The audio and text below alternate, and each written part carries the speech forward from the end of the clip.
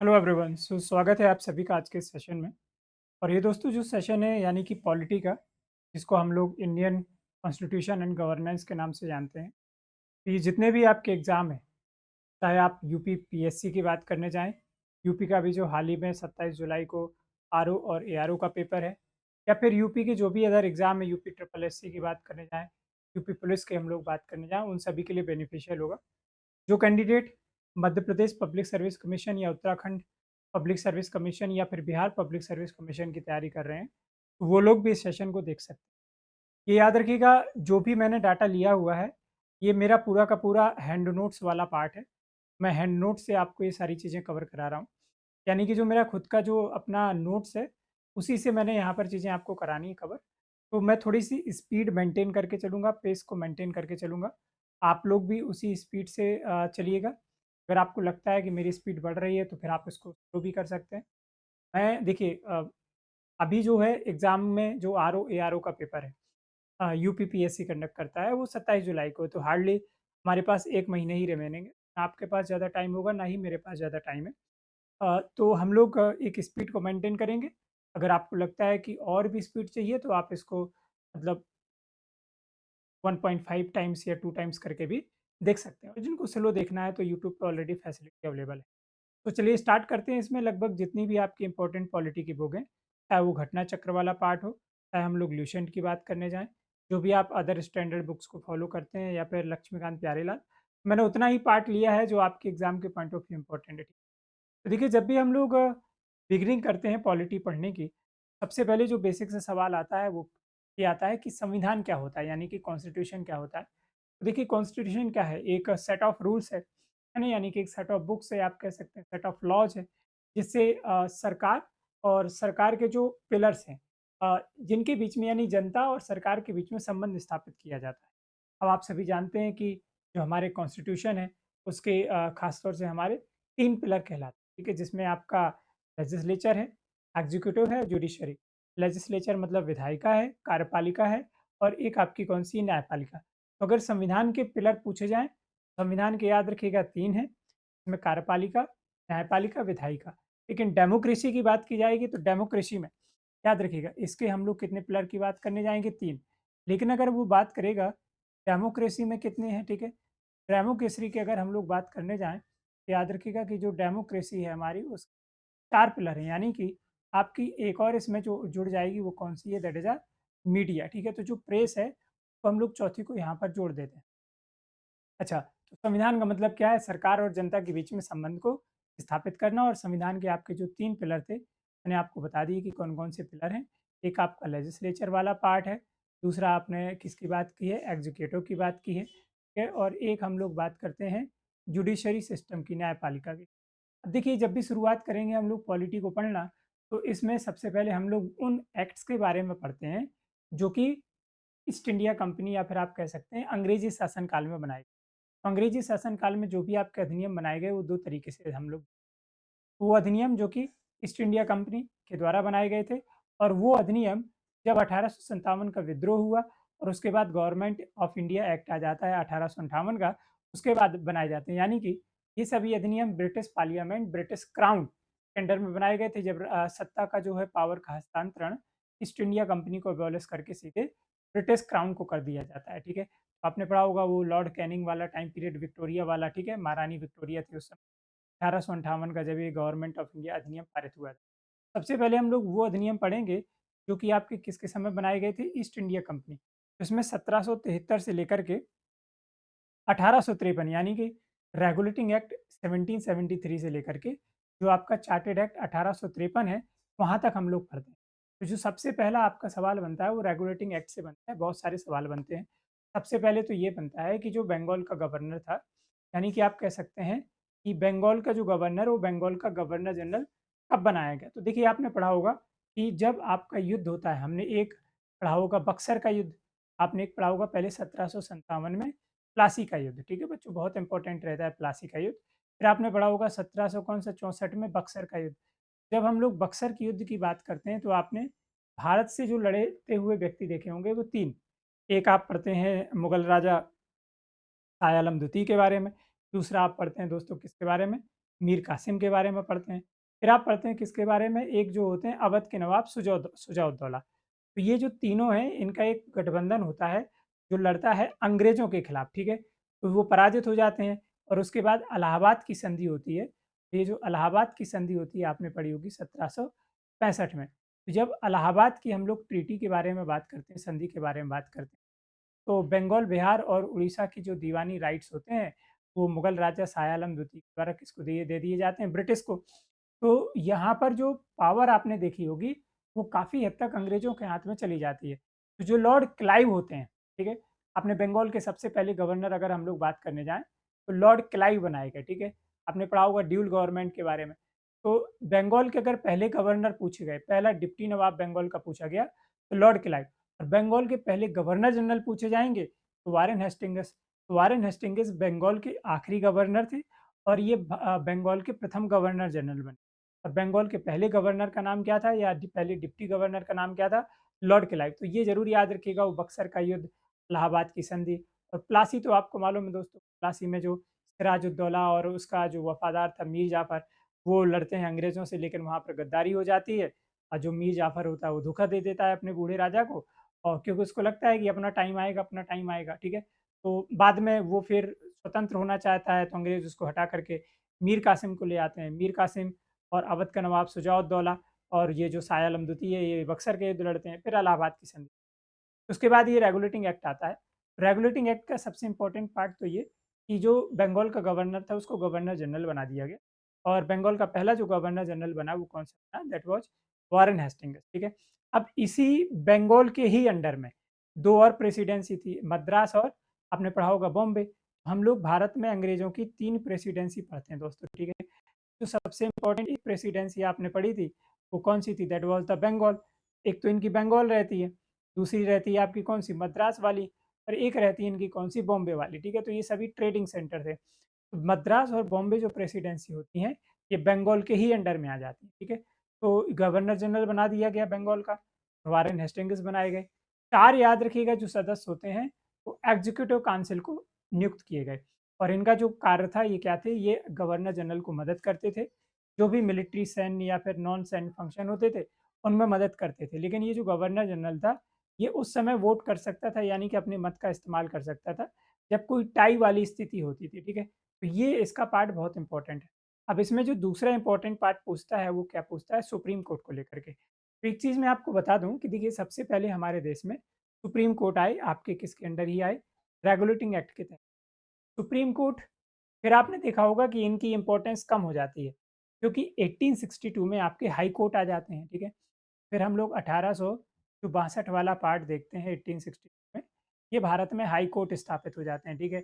बॉम्बे, कोलकाता, बॉम्बे, मद्रास आपने पढ़े होंगे, तो कोलकाता वाला सबसे पहला रहता है, ठीक है? तो याद रखिएगा मतलब कोलकाता, बॉम्बे और ये मद्रास, ठीक है? ये सीबीएम याद रखिएगा, ठीक है? उसके बाद आपने पढ़े होंगे कि जी हाँ, 1900 क्या बोलते हैं 37 में फेडरल कोर्ट आ जाते हैं, ठीक है? तो ये जो फेडरल कोर्ट होते हैं, यही बाद में आपके किस में कन्वर्ट हो जाते हैं? सुप्रीम कोर्ट में। तो ये जो सुप्रीम कोर्ट होता है जो 1774 में आता है रेगुलेटिंग एक्ट के अंडर में, ये इम्पोर्टेंस उतनी नहीं होती, जब आपके ये कौन आ जाते हैं? हाई कोर्ट्स आ जाते हैं, ठीक है? थोड़ी इम्पोर्टेंस कम हो जाती है इसकी। फिर 1937 में वो फेडरल कोर्ट आएँगे, गवर्नमेंट ऑफ इंडिया एक्ट 1935 के तहत और फिर बाद में यही जो फेडरल कोर्ट दिल्ली के होते हैं, इन्हीं कोर्ट में परिवर्तित कर दिया जाता है, ठीक है? तो अभी वर्तमान में 25 हाई कोर्ट हैं आपके और सुप्रीम कोर्ट की तो बेंच एक ही है जो आपकी दिल्ली में। 1774 में ये जो रेगुलेटिंग एक्ट था, इसी के अंडर में सुप्रीम कोर्ट की स्थापना हुई और इसकी स्थापना कहाँ पर होती है? विलियम फोर्ट में, याद रखिएगा, ठीक है? 4 जजेस थे, जिसमें से जो चीफ जज थे, 1 चीफ जज था और 3 अदर थे। अभी वर्तमान में सुप्रीम कोर्ट में आपके पास कितने हैं? अभी वर्तमान में आप सभी को मालूम है कि सुप्रीम कोर्ट में जो संख्या है वो आपकी बढ़ गई है और इस समय अगर हम लोग देखने जाएँ, तो 34 आपके टोटल जजेस होते हैं, जिनमें 1 आपके कौन होते हैं? सीजेआई होते हैं और बाकी जो 33 होते हैं, वो आपके अदर होते हैं, ठीक है? कमेंट सेक्शन में आपको बताना है कि अभी वर्तमान में जो सीजीआई साहब बनाए गए हैं दोस्तों, ठीक है? वो कौन है इस समय, ठीक है? तो उन सीजीआई का नाम मैं चाहता हूँ कि सभी लोग कमेंट सेक्शन में ज़रूर लिख दें, कौन से नंबर के हैं और उनका नाम क्या है दोस्तों, ठीक है?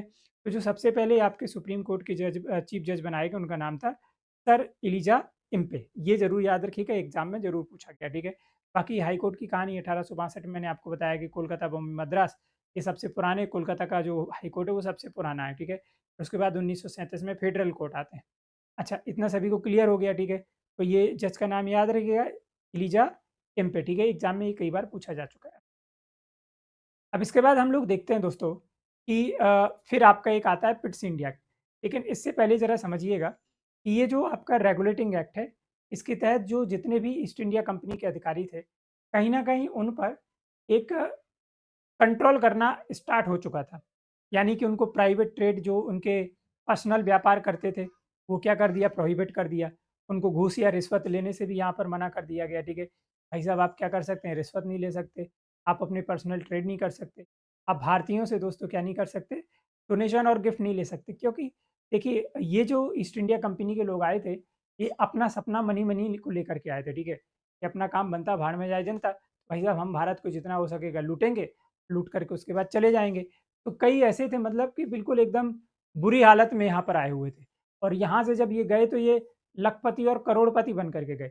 अगर आप लॉर्ड क्लाइव को भी देखें तो उसके ऊपर एक इंक्वायरी बैठ जाती है।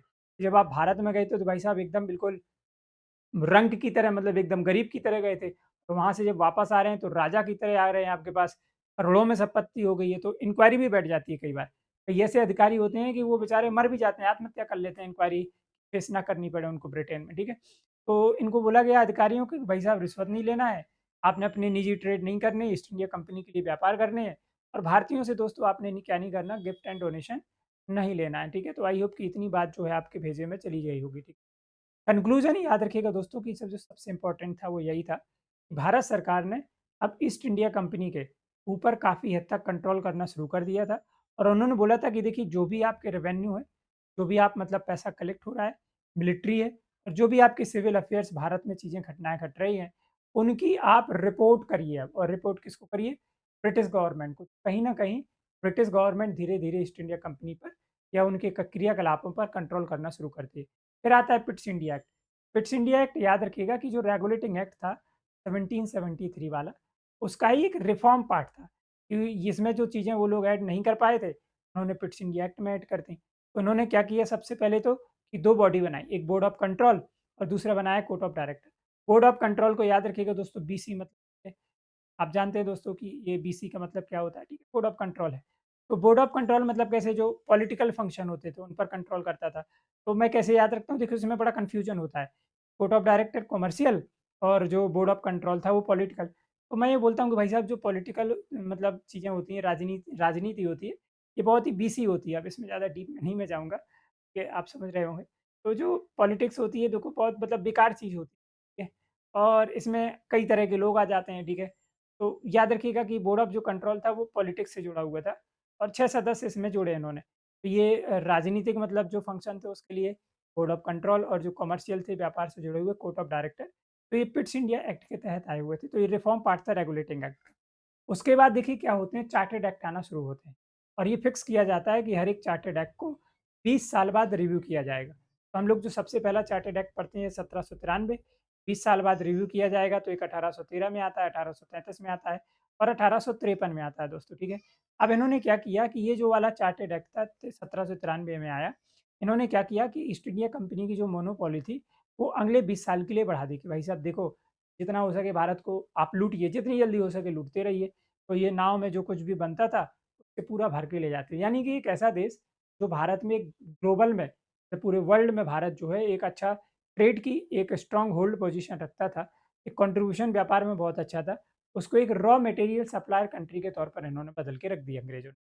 तो यहाँ से कच्चे माल को लेकर के जाते, वहाँ से फिनिश्ड प्रोडक्ट को बनाते और भारत में ही आकर के बेच देते। तो हमारी ही दोस्तों जो चीज़ें थी, वो हम ही को फिनिश्ड करके मतलब फाइनल प्रोडक्ट बना करके हम ही को चिपका देते और उस पे बहुत अच्छा मुनाफ़ा भी कमाते। बाद में इन्होंने अपनी कंपनी का जो रेवेन्यू है, सैलरी वगैरह खर्च है, वो भी हम ही पर थोप दिया। तो वो ड्रेन ऑफ वेल्थ थ्योरी आपने पढ़ी होगी दादा भाई नौरोजी। तो अब ये देखो जो चार्टर्ड एक्ट के हर 20 साल बाद रिव्यू होने थे, अब इसका जो रिव्यू अगर आप इसमें 20 जोड़ दोगे, चार्टर्ड एक्ट कौन-सा हो जाएगा 1813। तो 1813 में देखिए क्या-क्या किया गया, एग्ज़ाम में क्या-क्या पूछा जाता है, कि वो कौन-सा अधिनियम था जिसके तहत इन्होंने 1 लाख रुपए बात की कि भाई साहब हम भारत में शिक्षा के सुधार में 1 लाख रुपए खर्च करेंगे प्रत्येक साल। लेकिन इन्होंने देखिए ये मतलब बड़ी-बड़ी बातें हैं, बड़ा पाव खाते हैं वाली बात थी। इन्होंने चवन्नी खर्च नहीं की। ₹1,00,000 तो छोड़ ही दो, ₹1 खर्च नहीं किया, ठीक है? तो 1833 तक आ गए, मानिए 20 साल फिर हो गए और एक भी रुपए इन्होंने भारत में खर्च नहीं किया, क्योंकि इनका सबसे बड़ा विवाद ये था, भाई साहब ये शिक्षा में खर्च तो कर देंगे, लेकिन मीडियम क्या रखा जाए, ठीक है? मीडियम को लेकर के बहुत बड़ा सवाल था। कई लोग बोलते थे कि नहीं, हमारा जो पुराना मेथड है, ओल्ड मेथड पे ही शिक्षा होनी चाहिए भारत में, वो संस्कृत और धर्म वगैरह। कई बोलते थे कि नहीं, न्यू हमें एक मीडियम लेकर के आना पड़ेगा। देखिए, इसमें हम लोग, मैं एक अलग से एक वीडियो बनाऊँगा एजुकेशन को लेकर के। इसमें हम लोग एक पढ़ते हैं मैकाले, और दूसरा याद रखिएगा वुड्स डिस्पैच। वुड्स डिस्पैच जो आता है, वो आता है आपका कब? लॉर्ड डलहौजी के समय पर। और मैकाले वाला जो रिकमेंडेशन है, याद रखिएगा वो किसके समय पर है आपका? वो है आपका लॉर्ड विलियम बेंटिक के समय, ठीक है? तो 1813 में बोला गया कि शिक्षा के लिए हर 1 साल हम लोग ₹1,00,000 खर्च करेंगे, लेकिन वो बिल्कुल भी खर्च नहीं किया गया। कि मीडियम को डिसाइड को लेकर के कन्फ्यूजन था, ठीक है? दूसरा यहाँ पे क्या हुआ कि अब जो नेपोलियन बोनापार्टा था, याद रखिएगा, ये एक बहुत इंपॉर्टेंट अपडेट है। नेपोलियन बोनापार्टा फ्रांस से यूरोप की ओर बढ़ने लगा, तो अंग्रेज़ों के दिल में एकदम धक-धक होने लगी कि भाई साहब, सुना हो कि नेपोलियन बोनापार्टा यूरोप पर भी अधिकार करना शुरू कर दे। फ्रांस और यूरोप के जो संबंध थे ब्रिटेन के, वो थोड़े खराब हो गए। तो अब हुआ क्या कि इन्होंने बाकी जो व्यापारी फ्रांस से भाग करके आए अंग्रेज़, उन्होंने बोला कि भाई साहब, अब देखो हमारा धंधा बंद हो गया है, अब कहीं कोई देश तो चाहिए हमें, जहाँ पर हमें धंधा करना होगा। उन्होंने बोला कोई बात नहीं भाई साहब, हमारे पास भारत है, तो ऑलरेडी ईस्ट इंडिया कंपनी के लोग लूट रहे हैं, तुम भी लोग ला जा करके लूट लो। तो अब उन्होंने क्या किया कि उन लोगों के लिए भी दरवाजे भारत के खोल दिए। अब जो ईस्ट इंडिया कंपनी की मोनोपोली थी अभी तक व्यापार में, वो खत्म हो गई, क्योंकि बाकी और भी दूसरे ब्रिटिश भारत में व्यापार करने के लिए आ गए, ठीक है? ईस्ट इंडिया कंपनी की मोनोपोली खत्म हो गई। इसको इस सेंस में मत लीजिएगा कि भाई साहब मोनोपोली खत्म हुई है। अरे भारत और बड़े तौर पर लूटा, और भी लोग आकर के भारत में व्यापार करने लगे, ठीक है? अब इन्होंने 2 चीज़ों पर लेकिन अपना हाथ रखा, याद रखिएगा, मोनोपोली तो खत्म हुई, लेकिन 2 चीज़ों को छोड़ कर के, एक चाय के साथ व्यापार और दूसरा चाइना के साथ व्यापार, ठीक है? फिर इसी समय क्या हुआ कि जो क्रिश्चियन मिशनरीज़ थी, वो भारत में आ गई, तो लीगली परमिशन मिल गई, जाइए और खुल कर के अपने धर्म का प्रचार-प्रसार करिए, ठीक है? तो ये क्रिश्चियन मिशनरीज़ भी आपने देखा होगा कि एक कारण मानी जाती हैं के लिए 1857 का जो विद्रोह होता है, ठीक है? उसमें ये धार्मिक भावना भी एक बहुत बड़ा कारण मानी जाती है। अब फिर से चार्टर एक्ट का 20 साल बाद रिव्यू होना था, यानी कि अब हम लोग 1833 में पहुँच जाएँगे। उस समय आपको मालूम है कि भारत का जो सेंट्रलाइज़ेशन है अंग्रेज़ों के द्वारा, वो पूरा कर लिया गया था। यानी कि आपने देखा था कि पहले बंगाल का गवर्नर बना, बंगाल का फिर गवर्नर जनरल बना, अब ये क्या बन गया? Governor general of India. यानी कि पूरा सेंट्रलाइज़ेशन हो चुका था, और पहला जो गवर्नर जनरल ऑफ इंडिया बना वो कौन था? लॉर्ड विलियम बेंटिक, ठीक है? तो इनको पूरे भारत का गवर्नर जनरल ऑफ इंडिया बना दिया गया, और इनके पास अब सिविल और मिलिट्री दोनों राइट्स आ चुके थे दोस्तों, ठीक है? तो अब हुआ क्या कि जो ईस्ट इंडिया कंपनी थी, ये अब पूरी तरीके से एक व्यापारिक बॉडी ना होकर के अब एक एडमिनिस्ट्रेटिव, मतलब प्रशासनिक एक बॉडी बन गई दोस्तों, ठीक है? अच्छा, तो ये जो गवर्नमेंट आपका चार्टर्ड एक्ट 1833 है, ये बहुत इंपॉर्टेंट है, एग्ज़ाम में कई बार पूछा जाता है, ठीक है? अब इन्होंने क्या किया कि एक लीगल मेंबर साथ में जो गवर्नर जनरल ऑफ इंडिया बना एग्जीक्यूटिव में, को जोड़ना शुरू कर दिया, ठीक है? एक काउंसिल का गठन किया गया कि भाई साहब लीगल मेंबर बनेगा। इस लीगल मेंबर में अगर आप देखें, काउंसिल का जो गठन किया गया, एक लीगल काउंसिल का, उसके जो अध्यक्ष बनाए गए वो लॉर्ड मैकाले बनाए गए, और उन्हीं मैकाले के द्वारा अगर आप देखें, एजुकेशन पर भी काम किया जाता है, ठीक है? तो ये एजुकेशन के लिए भी काम करते हैं। अब एजुकेशन के लिए देखिए सबसे बड़ा मुद्दा क्या बनता है कि जो हायर एजुकेशन है, उसमें अंग्रेजी भाषा को डाला जाए, या फिर जो प्रारंभिक शिक्षा है, उसमें एजुकेशन को अंग्रेजी भाषा को माध्यम डाला जाए। इसको लेकर के विवाद चलता रहता है। तो जाकर के ये कब सॉल्व होता है? जब वुड्स डिस्पैच आता है। तो वो बोलते हैं कि भाई साहब ऐसा करते हैं हम लोग, जो हायर एजुकेशन है, ठीक है? उस पर अंग्रेजी भाषा को माध्यम बना डालते हैं, लेकिन जो प्रारंभिक शिक्षा है उस पर हम लोग भारत की जो as it is regional language है, जो भी यहाँ पे चल रही हैं, उसी को माध्यम के तौर पर हम लोग रहने देते हैं, ठीक है? तो ये याद रखिएगा, जो काउंसिल का गठन किया गया है, लीगल काउंसिल का गठन किया गया है, उसके अध्यक्ष मैकाले बनाए गए, और ये 1833 के हम लोग चार्टर्ड एक्ट की बात कर रहे हैं। अच्छा, दूसरा, इन्हीं के समय में ठगी व्यवस्था को भी खत्म किया गया। तो आपने एक कर्नल सुलेमान के बारे में पढ़ा होगा कि ठीक है, कर्नल जो सुलेमान होते हैं, ये ठगी व्यवस्था को खत्म कर देते हैं। अब इसको लेकर के बहुत सारी अलग-अलग कि भाई साहब सच में ठग ही थे, कि ठग तो अंग्रेज़ लोग थे भाई साहब, ठीक है? अब ठगों ने ठगों को कैसे खत्म किया होगा, ठीक है? माना जाता है कि ये जो लोग थे, ये अंग्रेज़ों के काम में व्यवधान मतलब अड़ाते थे, उनके काम में टाँग अड़ाते थे, तो उन्होंने इनको ठग का नाम देकर के इनको खत्म कर डाला। बहुत सारी ट्राइब थी, जो जंगलों में रहती थी, उनको ठग का नाम दे दिया और उनको खत्म कर डाला, मार डाला गया। सो दैट अंग्रेज़ों से जो विद्रोह, मतलब जो जंगलों में विद्रोह हो रहा था ट्राइब का, वो खत्म हो गया, और उन्होंने जंगलों का शोषण करना शुरू कर दिया। इसको लेकर के कई अलग-अलग प्रकार की धारणाएँ। स्लेवरी सिस्टम को ख़त्म करने की बात की। वुमेन जो हमारे देश में सप्रिसाइड होता था, ऑपरेशन होता था, उसको ख़त्म करने की बात की। चाइल्ड सैक्रिफाइसेस को ख़त्म किया। यानी कि आप कह सकते हैं कि जो लॉर्ड विलियम बेंटिक है, को काफ़ी अच्छा बनाने का प्रयास किया गया, काफ़ी अच्छी इमेज बनाने का प्रयास किया गया। अब यहीं पर अगर आप चाहें, तो आप सती सिस्टम के बारे में भी पढ़ सकते हैं। कि जो सती प्रथा होती है दोस्तों, सती प्रथा को भी ख़त्म करने का प्रयास किया गया। और सती प्रथा आपने पढ़ा होगा कि 1829 में लॉर्ड विलियम बेंटिक के समय में ही होती है।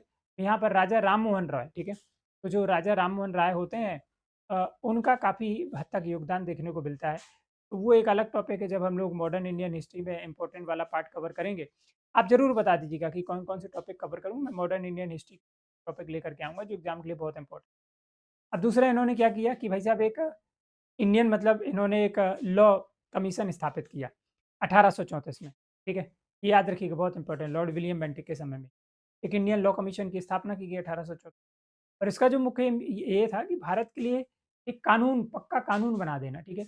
उस समय भारतीय जो लोग थे वो अपने धार्मिक किताबों के अनुसार कानून मानते थे, और जो मुस्लिम लोग थे अपनी धार्मिक किताबों के अनुसार कानून मानते थे। तो ये जो इंडियन लॉ कमीशन की स्थापना हुई 1800 में, तो यही था कि हम लोग जितने भी भारतीय नियम हैं उनको एक प्रॉपर तरीके से कोडिफ़ाई कर दिया जाए, ठीक है? तो ये लॉर्ड विलियम बेंटिक का हमने देखा।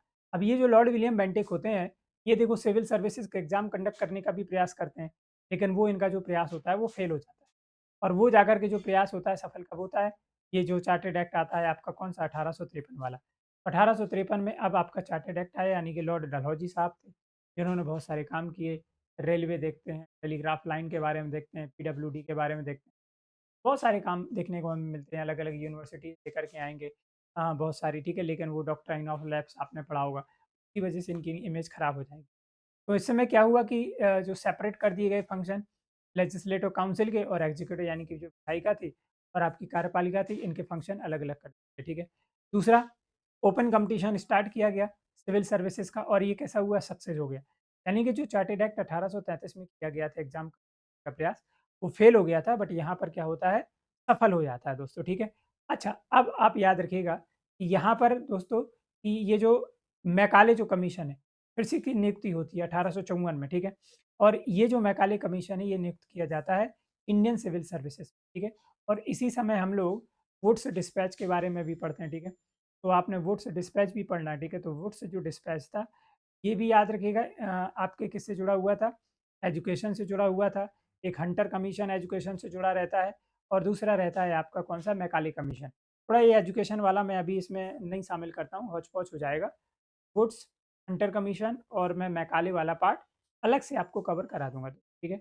1853 याद रखिएगा, जो ओपन एग्ज़ाम थे सिविल सर्विसेज़ के लिए होने लगे, सफल हो गए, और एक मैकाले कमीशन की स्थापना होगी 1854 में, और ये आपके सिविल सर्विसेज़ के लिए बनाया गया।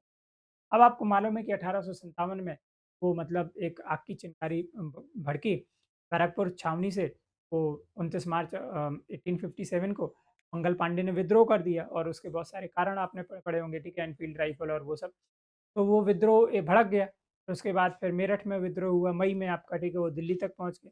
अलग-अलग जगह पर विद्रोह हुआ, और उसके बाद ईस्ट इंडिया कंपनी को ख़त्म कर दिया जाता है क्वीन विक्टोरिया के समय में, और लॉर्ड कैनिंग को पहला वायसराय बना दिया जाता है, ठीक है। और भारतीय जो सत्ता का और ईस्ट इंडिया कंपनी की जो पावर थी, वो सीधे किसके अंडर में चली जाती है? ब्रिटिश क्राउन के अंडर में। तो एक अधिनियम पास होता है, गवर्नमेंट ऑफ इंडिया एक्ट 1858, यानी कि ये वो सभी एक्ट हैं जो ब्रिटिश क्राउन, ब्रिटिश पार्लियामेंट के द्वारा पास किए गए, ठीक है। तो अब जो रानी विक्टोरिया होंगी, वो बोलेंगे भाई साहब देखो, अपना काम बनता, और वो भाड़ में जाए ईस्ट इंडिया कंपनी। अपना सपना मनी-मनी, यानी कि अब की बार हमारी सरकार। तो ईस्ट इंडिया कंपनी को बोल दिया कि टाटा बाय-बाय, आपने बहुत पैसा कमा लिया।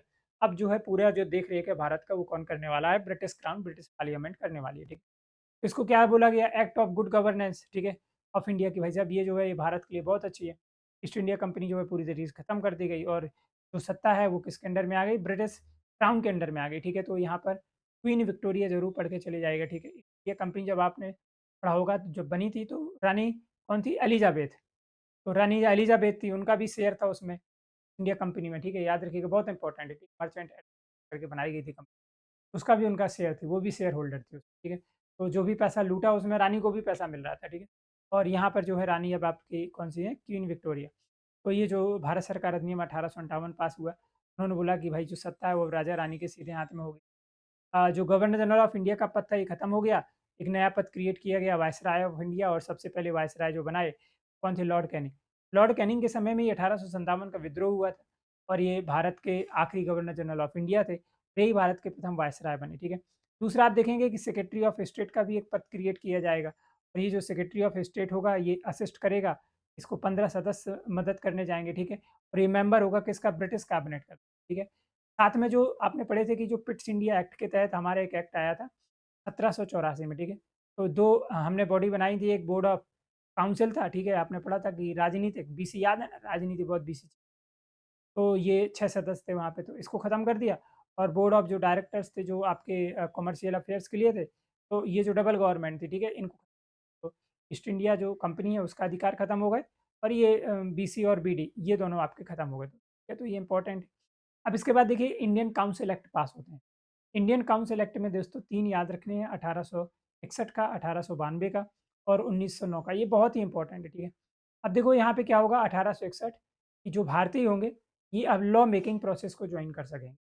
तो ये सबसे पहले इंडियंस की हम लोगों को एंट्री मिलना शुरू हो जाती है।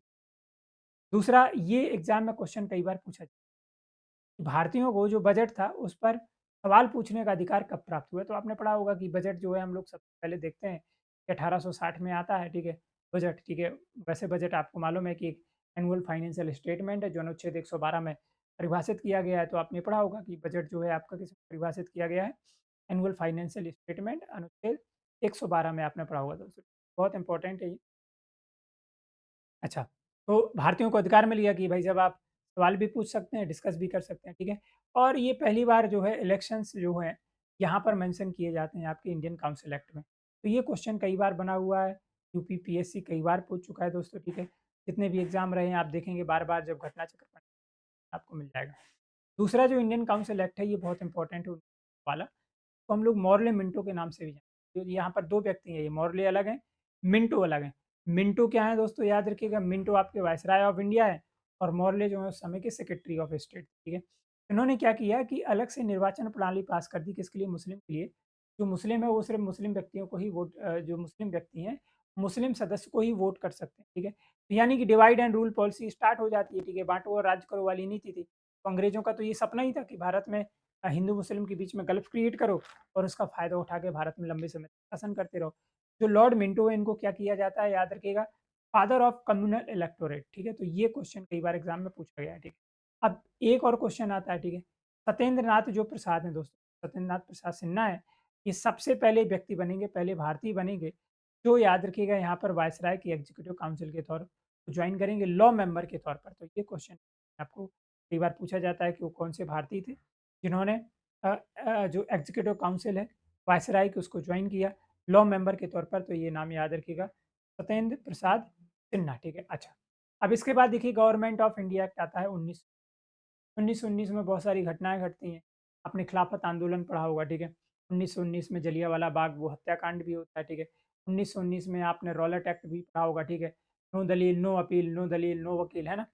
और 1919 में हम लोग पढ़ते हैं भारत सरकार अधिनियम 1919, जिसको हम लोग मॉन्टेग्यू चेम्सफोर्ड रिफॉर्म के नाम से भी जानते हैं। मॉन्टेग्यू आपके अगेंस्ट सेक्रेटरी थे और ये कौन थे? वायसराय थे। तो यहाँ पर बाइक अमेरिकन गवर्नमेंट का स्टार्ट होता है दोस्तों, ठीक है। बोलते हैं कि हम लोग एक रिस्पॉन्सिबल गवर्नमेंट लेकर के आएंगे। भारतीयों को काफ़ी चिकनी-चुपड़ी बातें की जाती हैं। वो ये चिकनी-चुपड़ी बातें इसलिए करते थे, अंग्रेज़ क्या थे देखो, अंग्रेज़ ना मतलब जब भी देखते थे कि विश्व में कुछ गलत घटित होने लगा है, तो ये अपने कॉलोनी कंट्री में सुधार करने का प्रयास करते थे। क्योंकि अभी फर्स्ट वर्ल्ड वॉर हुआ था, आपको मालूम होगा। तभी हम लोग फर्स्ट वर्ल्ड वॉर के बारे में बात करते हैं, जो प्रथम विश्व युद्ध हुआ था आपका। अभी आपने पढ़ा होगा कि अमेरिका ने ईरान पे हमला कर दिया, ठीक है। तो ये 1914 से लेकर के आपका 1918 तक चला। तो अब अंग्रेज़ों को लगने लगा था यार ऐसा ना हो, हमारे कॉलोनी कंट्री भी हमारे ऊपर विद्रोह कर दें। तो अगर ये हमारे हाथ से चले गए तो बड़ा लॉस हो जाएगा। भारत जैसा देश अगर निकल गया तो बड़ी दिक्कत हो जाएगी। उन्होंने फिर हर एक देश में सुधार थोड़ा बहुत करने का प्रयास किया। वहाँ के नेताओं से बातचीत करने के प्रयास की कि भाई साहब अपना दिल छोटा क्यों करते हैं? आप बताइए आपकी क्या-क्या समस्याएँ हैं?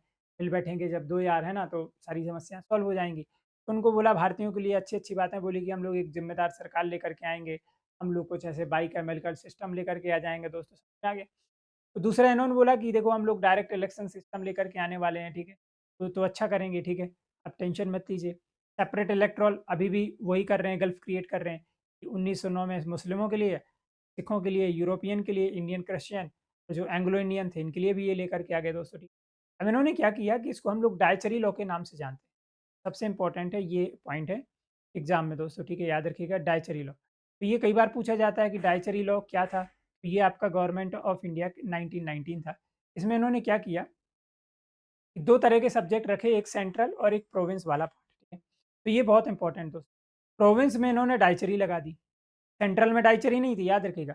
अगर आप देखने जाएँ तो एक भारत सरकार अधिनियम आता है 1935। 1935 का जब गवर्नमेंट ऑफ इंडिया एक्ट पढ़ेंगे, तो आप देखेंगे कि सेंटर में इन्होंने क्या किया था, डायचरी को लागू किया। लेकिन 1919 का जो गवर्नमेंट ऑफ इंडिया एक्ट है, इन्होंने प्रोविंस में दोस्तों डायचरी को लागू किया। 2 प्रकार के सब्जेक्ट बनाए, एक रिजर्व और दूसरे ट्रांसफर, ठीक। तो भाई साहब यानी कि जो इनके डिसीजन थे, इन्होंने अपने हाथ में ही रखे दोस्तों, ठीक है, इसलिए इसको हम लोग डायचरी लॉ के नाम से जानते हैं। फिर बोला कि ये जो गवर्नमेंट ऑफ इंडिया 1919 है, मोंटेग्यू चेम्स्फोर्ड रिफॉर्म, इसको 10 साल बाद रिव्यू करेंगे कि अच्छा चल रहा है कि नहीं। साइमन कमीशन का निर्माण हो गया 1927 में। आपने पढ़े होंगे कि इसमें 6 सदस्य थे और इसके हेड थे जॉन साइमन। 1928 में भारत में आया, go back Simon go back, काले झंडे दिखाए गए, हर जगह इनका विरोध किया गया, लाठीचार्ज हुआ, लाला लाजपत राय की डेथ हो गई। आपने एचएसआरए का निर्माण पढ़ा होगा, वो एक बड़ी पार्टी बनती है, हिंदुस्तान सोशलिस्ट रिपब्लिक एसोसिएशन, और सेंट्रल असेंबली में बम फेंका जाता है, संडर्स की हत्या होती है, ठीक है, और वो भगत सिंह, राजगुरु, सुखदेव, इनको फांसी चढ़ाया जाता है। ये सब बहुत सारी चीज़ें पड़ी होंगी, घटनाएँ घटती रहीं। तो ये सब कुछ घटित हो रहा था, लेकिन साइमन कमीशन जो निर्माण किया गया, ये भारत को मतलब 2 बार विज़िट करते हैं और अपनी रिपोर्ट 1930 में देते हैं। इन्हीं की रिपोर्ट के आधार पर राउंड टेबल कॉन्फ्रेंस हो जाते हैं हमारे देश में। गोलमेज सम्मेलन तो आपने पढ़ा होगा कि 1930 में हुए। तो इसमें बाकी सभी पार्टी जाती हैं, लेकिन आईएनसी नहीं जाती है। तो आईएनसी नहीं जाती है, तो फिर इरविन और गांधी जी के बीच में समझौता होता है। गांधी जी भारत में एक सिविल डिसोबीडियंस मूवमेंट चला रहे थे, आपने पढ़ा होगा, सॉल्ट सत्याग्रह, दांडी मार्च, ठीक है। तो उन्होंने बोला कि बापू मान जाओ। बापू के कुछ डिमांड थे, उन्होंने बोला कि ठीक है मानेंगे, पहले आप लंदन आइए, जब मिल बैठेंगे 3 यार, है ना? भाई साहब आपके बिना कुछ नहीं हो पाएगा, आप आ जाइए। तो द्वितीय गोलमेज सम्मेलन में याद रखिएगा, सेकंड में आपकी जो है भारतीय राष्ट्रीय कांग्रेस के बापू जाते हैं। लेकिन वहाँ पर वो जो रैमसे मैकडोनाल्ड होते हैं, वो फिर से बोल देते हैं कि हम लोग फिर से सेपरेट इलेक्टोरल लेकर के आ रहे हैं हरिजन के लिए, सप्रेस्ड क्लास और वुमेन के लिए। तो बापू जी यहाँ पर बिखर जाते हैं और वापस आ जाते हैं सड्डा के थिरक, और दोबारा से जो सिविल डिसोबीडियंस मूवमेंट है उसका सेकंड लॉन्च कर देंगे। लेकिन अरेस्ट हो जाएँगे, अरवड़ा जेल में डाल दिया जाएगा उनको। तो ये सारी घटनाएँ हैं। 1932 में याद रखिएगा तीसरा गोलमेज सम्मेलन होता है, और इससे जो आउटकम निकल कर के आते हैं, उसी से आपका भारत सरकार अधिनियम 1935 बना दिया जाता है, ठीक है। हमारे संविधान का जो सबसे बड़ा सोर्स है, वो कौन-सा है, आपका गवर्नमेंट ऑफ इंडिया एक्ट 1930। तो ये सबसे बड़ा सोर्स है दोस्तों, याद रखिएगा। हमारे संविधान का, that is a government of India act 1935, ठीक है। तो ऑल इंडिया फेडरेशन बनाए गए इसमें दोस्तों, ठीक है। अब इन्होंने क्या किया कि प्रोविंस में तो डायचरी खत्म कर दी, लेकिन केंद्र में लागू कर दी, ठीक है। और इसी भारत सरकार अधिनियम के तहत इन्होंने क्या किया, आरबीआई की स्थापना की। तो आप आरबीआई जानते हो, अधिनियम है आपको 1935, और 1 अप्रैल 1935 में, ठीक है। ज़रूर बताइएगा कि अभी वर्तमान में इसके जो गवर्नर हैं वो कौन बनाए गए हैं, ठीक है, बहुत इंपॉर्टेंट। अभी रिसेंट में नए गवर्नर बनाए, वो एग्ज़ाम में शक्तिकांत दास थे, अब उनकी जगह पर नए गवर्नर आ चुके हैं आरबीआई। तो आरबीआई मॉनेटरी पॉलिसी के लिए और क्रेडिट फाइनेंस वगैरह, जो करेंसी वगैरह होता है, ये फॉरेक्स रिजर्व का भी ये काम करता है, उसको भी मेंटेन करने का काम करता है, सेंट्रल बैंक है। तो देश की करेंसी व्यवस्था को सब कुछ बेहतर और मेंटेन करने के लिए आरबीआई आ गई। फिर आपके फेडरल कोर्ट आ जाते हैं, ठीक है। फेडरल कोर्ट मैंने आपको बताया 1937 में आ जाते हैं, और यही बाद में जाके सुप्रीम कोर्ट में कन्वर्ट हो जाएँगे। फेडरल कोर्ट के याद रखिएगा पहले जो जज बनाए गए, उनका नाम था मॉरिस, ठीक है। और जो आपने 1773 में पढ़ा था रेगुलेटिंग एक्ट वाला पार्ट, वहाँ पे भी ज़रूर पढ़ के जाना है दोस्तों, ठीक है। इसी समय 1937 में ही जो बर्मा मतलब म्यांमार आज के समय में आप पढ़ते हो, पुरानी कैपिटल रंगून थी। मांडले जेल आपको याद होगा, लाल बाल पाल को भेजा गया था ना, काला पानी की सज़ा। तो अभी वर्तमान में कैपिटल नेपिडा है, ठीक है। करेंसी इनकी कयात है। तो 1937 में ये अलग हो जाता है दोस्तों। सेपरेट इलेक्टोरल फिर से आ जाता है किसके लिए, डिप्रेस्ड क्लास के लिए, महिलाओं के लिए, यानी कि डिवाइड एंड रूल पॉलिसी अभी भी चलती रहती है। 10% फ्रेंचाइज़ी वोटिंग राइट्स आ जाते हैं, ठीक है। तो ये किसमें हुआ सब, आपका गवर्नमेंट ऑफ इंडिया 1935, जो कि मेजर सोर्स है भारतीय संविधान का, ठीक है। लगभग आप कह सकते हो मोर देन 75% भारतीय संविधान गवर्नमेंट ऑफ इंडिया एक्ट 1935 ही लिया गया। उसके बाद फिर अब आपको मालूम है कि द्वितीय विश्व युद्ध शुरू हो जाता है, ठीक है। तो जापान जैसे छोटे-छोटे जो देश होते हैं, वो भी अंग्रेज़ों के पसीने छुड़वा देते हैं, और भी कई जगह विद्रोह होता है। जितने भी कॉलोनाइज़ेशन कंट्री थे, सभी जगह रिवोल्ट होने लगता है। हमारी भारतीय जो नेवी थी, रॉयल आर्मी थी, वो भी यहाँ पर रिवोल्ट कर देती है, ठीक है। तो अंग्रेज़ों को एक बात समझ में आ जाती है कि भाई साहब देखो, द्वितीय विश्व युद्ध में लड़ते-लड़ते हमारी हालत ख़राब हो गई है। बाकी ये जितने भी कंट्रीज़ हैं, ये भी सब विद्रोह कर रहे हैं। तो ये सही समय है कि अपना बोरिया-बिस्तर लेकर के अब अपने देश निकल चलो, ठीक है? फिर वो गाना बजता है, देश नू चलो, देश नू चलो, देश माँगता है कुर्बानियाँ। और ये डिक्लेयर कर देते हैं क्योंकि एक लॉर्ड क्लीमेंट एटली आते हैं, ठीक है? चर्चिल की जगह पर एक नई सरकार बनती है और वो घोषणा कर देते हैं कि हम लोग भारत को जल्दी तब करके चले जाएँगे, जैसे ही कोई पावरफुल और स्टेबल गवर्नमेंट हमको दिखाई देती है। तो माउंटबेटन प्लान आपने पढ़ा होगा, ठीक है? कि ये 3 जून बहुत इम्पोर्टेंट है 1947 को भारत को स्वतंत्र कर दिया जाएगा। उसमें आपने एक सीआर प्लान पढ़ा होगा जो फेल हो जाता है। एक वायबल प्लान होता है वो भी फेल हो जाता है। माउंटबेटन प्लान पास हो जाता है दोस्तों, ठीक है? और उसके बाद फिर ये घोषणा की जाती है, वायसराय का और एम्परर ऑफ इंडिया का पद एंड किया जा रहा है और भारत 15 अगस्त 1947 को जी हाँ, एक सोवरेन नेशन आपका डिक्लेयर हो जाता है, ठीक है? 1947 को, ठीक। इंटरनली और एक्सटर्नली आपका प्रोटेक्टेड हो जाता है सोवरेन देश। डोमिनियन से कैसा बन जाता है? सोवरेन दोस्त। तो गवर्नर जनरल अपॉइंट किए जाते हैं, तो आपने पढ़ा होगा कि स्वतंत्र भारत के पहले गवर्नर जनरल कौन थे? लॉर्ड माउंटबेटन थे। स्वतंत्र भारत के प्रथम भारतीय और आखिरी गवर्नर जनरल ऑफ जो थे वो कौन थे? सी राजगोपालाचारी, ठीक। सी गोपालाचारी आपने पढ़े होंगे। ये आखिरी थे और प्रथम भारतीय थे, ठीक है। चलिए, तो ये वाला जो पार्ट था अब इंडियन इंडिपेंडेंस हमारा हो चुका है। अब इसमें देखिए सिविल सर्विस से जुड़ा हुआ थोड़ा-सा डाटा है, मैं आपको दे दूँ। इसमें कई बार पूछे जाते हैं फादर कौन है सिविल सर्विसेज़ के, तो लॉर्ड कार्नवालिस हम लोग पढ़ते हैं, ठीक है। इससे जुड़ा हुआ एक कमीशन है, ली कमीशन, ठीक है। मैकाले कमेटी ऑलरेडी देखी थी कि 1854 बनाई गई। 1800 जो आपका 33 था वहाँ पर चार्टर्ड एक्ट के तहत कॉम्पिटिशन कराने का प्रयास किया गया लेकिन फेल हो गया। 1853 वाला चार्टर्ड एक्ट था उसमें वो सफल हो पाता है, ठीक है। दूसरा आपने देखा जो सिविल सर्विसेज का एग्ज़ाम है, सबसे पहले लंदन में होता था, यानी कि भारत के जो लोग थे लंदन जाते थे। तो सभी वर्ग के लोग तो नहीं जा पाते हैं, वो जो पढ़े और अमीर लोग थे, वर्ग के लोग थे वही जा पाते थे, ठीक है। एग्ज़ाम स्टार्ट हुआ, याद रखिएगा प्रॉपर तरीके से, पहले मेरिट बेस्ड होता था, फिर एग्ज़ाम स्टार्ट हुआ 1885 में। उसके बाद फिर दोस्तों ये क्या हो गया कि इन्होंने एक सेपरेट एग्ज़ाम कंडक्ट करना शुरू कर दिया, भारत में ही, ठीक है। ये पहले दिल्ली और इलाहाबाद वाले क्षेत्रों में होता है, आगरा वाले क्षेत्रों में, इंडियन सिविल सर्विस। बाद में आते-आते देखो सिचुएशन कैसी हो गई कि आईसीएस में जो भारतीय थे वो टॉप करने लगे। कई लोगों को आपने एसएन बनर्जी को देखा होगा, डिस्क्वालीफाई भी इन्होंने किया। एज में भी बहुत बार परिवर्तन किया। उसको लेकर के भी कई कैंडिडेट्स को निकाला इन्होंने। क्योंकि अंग्रेज़ अब इस बात से मतलब नाराज़ हो गए थे, भाई साहब ये एग्ज़ाम हमने बनाया, लेकिन भारतीय इसमें टॉप कर रहे हैं। सबसे ज़्यादा संख्या में भी इन्हीं की एंट्री हो रही है।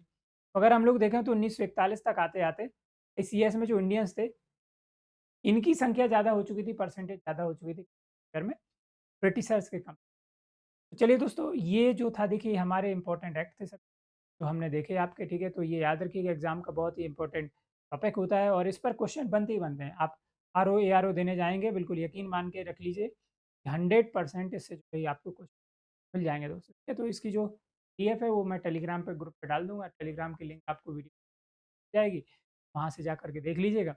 और इसी तरीके से प्रयास करूँगा कि आपके लिए और भी जल्दी वीडियो लेकर के आऊँ। बहुत सारे जो दोस्त हैं वो बिल्कुल देखो परेशान मत होइएगा। बहुत सारे लोग परेशान हो गए कि एग्रीकल्चर का डाटा नहीं मिल रहा है, मिनरल्स का डाटा नहीं मिल रहा है, तो मैं एग्रीकल्चर का और मिनरल्स का सभी का डाटा लेकर के आपके लिए आऊँगा। फॉरेस्ट पॉलिसी वाला जो पार्ट है, सेंसस वाला पार्ट है, ट्राइब्स वाला पार्ट है, वो भी मैं लेकर के आ जाऊँगा और जो आपका आर्ट एंड कल्चर वाला पार्ट है, ठीक है? वो भी मैं जल्दी-जल्दी इसी प्रकार से नोट्स में आपको प्रोवाइड कर दूँगा। तो आप देख लीजिएगा और जल्दी से अपना ये टॉपिक जो है फटाफट कवर कर लीजिएगा, ठीक है? चलिए थैंक यू सो मच। और हाँ, एक बार चैनल को लाइक ज़रूर कर लीजिएगा, सब्सक्राइब ज़रूर कर दीजिएगा। भाई साहब अपनी जो प्रतिक्रिया है मतलब मन के जो उद्गार हैं, वो ज़रूर प्रकट कर दीजिएगा कमेंट सेक्शन में। ये जो वीडियो है वो कैसा लगा? चलिए मिलते हैं हम लोग अगले वीडियो में। धन्यवाद था सभी का। Thank you so much.